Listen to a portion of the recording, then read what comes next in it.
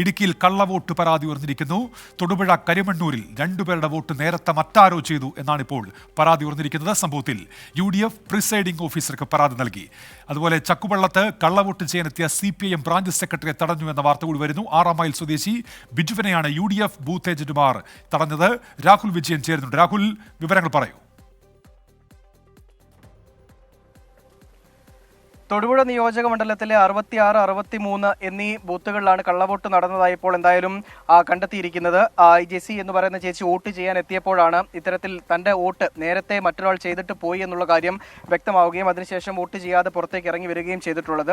ഷാജു എന്ന് പറയുന്ന മറ്റൊരു ചേട്ടനും ചേട്ടനുമുണ്ട് സമാനമായിട്ടുള്ള അനുഭവം ഉണ്ടായി എന്നുള്ളതാണ് നമുക്ക് അറിയാൻ കഴിയും. നമുക്ക് ഈ ചേച്ചിയോട് തന്നെ ചോദിക്കാം. ചേച്ചി, എന്താ സംഭവിച്ചത്? ഇവിടെ വോട്ട് ചെയ്യാൻ എത്തിയപ്പോൾ എന്താണ് ഇവർ പറഞ്ഞത്? ഞാൻ വോട്ട് ചെയ്യാൻ എത്തി, ID കാർഡും കൊടുത്ത് സ്ലിപ്പും കൊടുത്തപ്പം സാറ് ഇത് നോക്കി, ഫോട്ടോ നോക്കിയിട്ട് എൻ്റെ മുഖത്ത് നോക്കിയിട്ട് ഇച്ചിരി നേരം നോക്കിയിരുന്നിട്ട് എന്നോട് പറഞ്ഞു ഈ വോട്ട് ചെയ്തിട്ട് പോയി എന്ന് പറഞ്ഞു. അപ്പോൾ ഞാൻ പറഞ്ഞു ഞാൻ ഏതായാലും വോട്ട് ചെയ്തിട്ടില്ല എന്ന് പറഞ്ഞു. അത് കഴിഞ്ഞ് ഹസ്ബൻഡിനെ വിളിച്ചു. ഇല്ല പക്ഷേ ഒന്നുമില്ല. അത് കഴിഞ്ഞ് ഹസ്ബൻഡിനെ വിളിച്ചു. അവർ തമ്മിൽ ഇങ്ങനെ സംസാരിച്ചു.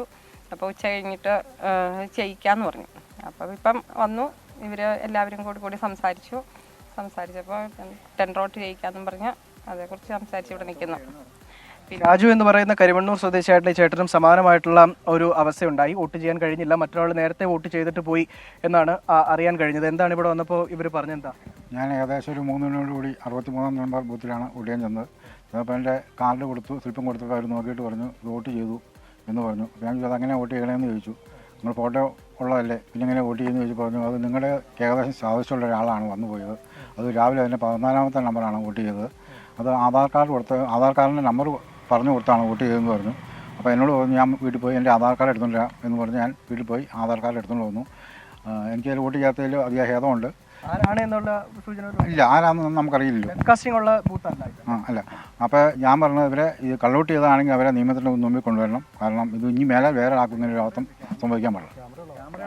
എന്തായാലും ക്യാമറയുള്ള ബൂത്താണ് എന്നുള്ളതാണ് നമുക്ക് അറിയാൻ കഴിയുന്നത്. അതുകൊണ്ട് തന്നെ സ്വാഭാവികമായിട്ടും ആരാണ് ഈ വോട്ട് ചെയ്തത് എന്ന് കണ്ടെത്താൻ കഴിയുന്നതായിരിക്കും.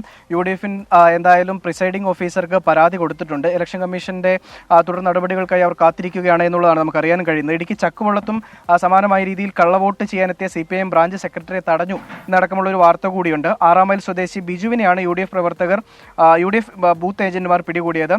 77 നമ്പർ ബൂത്തിൽ വോട്ട് ചെയ്ത ശേഷം 80 നമ്പർ ബൂത്തിൽ വീണ്ടും എത്തിയപ്പോഴാണ് UDF പ്രവർത്തകർ തടഞ്ഞു വെക്കുകയും പിന്നീട് പോലീസിൽ ഏൽപ്പിക്കുകയും ചെയ്തത്.